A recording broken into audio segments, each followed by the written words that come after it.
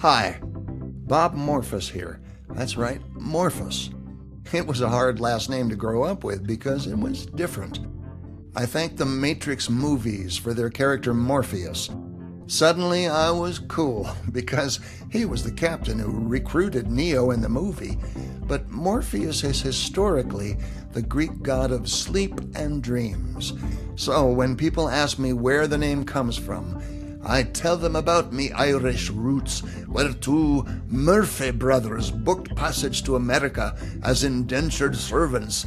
The folklore tells that they were lazy louts and their master called them Morpheus for sleeping on the job, and Murphy and Morpheus became Morphis, so they say. I also have some Scottish roots.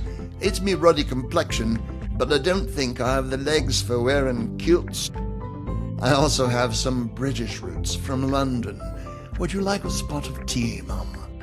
But I have a special place in my ancestry for Alfred P. Doolittle singing, I'm getting married in the morning, ding dong, the bells are gonna chime, as well as the accent from Cornwall, where they might hoist the mainsails and their accent makes them sound a bit like pirates. On my wife's side, we go to France and stroll down the Champs-Élysées to buy a baguette and some cheese for an afternoon lugaté.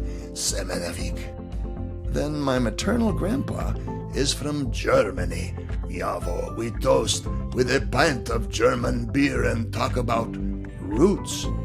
And my DNA comes from Eastern Europe. And they say I have some royalty in my heritage, but they gave it all up to come to America, to New York, where we could talk about those amazing Mets. The 2025 season wasn't as bad as 2007, but it was close. But most of the Morphis ancestors migrated to Arkansas.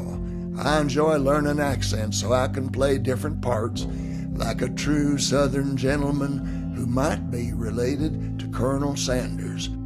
Or someone from Australia, where Crocodile Dundee might be asking, you call that a knife?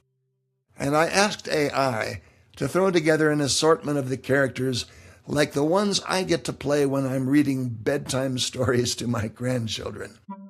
They think I'm being goofy. Yep. Or Yosemite Sam. Put your hands up, rabbit. Or I just make stuff up for some friendly old dog who narrates the story in a calm, slow voice. He might just be man's best friend. Or some scared wolf on a storybook page saying, I create some pretty amazing characters, but I'm afraid of AI. And we suddenly find a hippo on vacation sipping on a soda.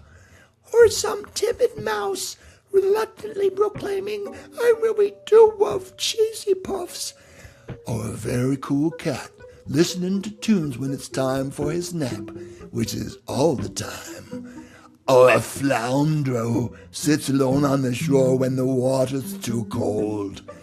I might even run into a big, brawny buffalo who just ain't gonna move right now.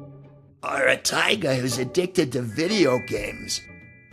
Whether it's in a storybook or in a script, it's about voice acting, capturing the character that the author had in mind for a distinct character, a warm narration, or a commercial ad. It's about providing the right voice for the project on time and within budget. Oh, and I also legit sing, which you can sample on my YouTube channel. I have a singer's ear, an entertainer's imagination, and an advertising man's sense for how to sell the story. Give me a call. And to help you remember me, now you have MET-A-MORPHIS. Thanks.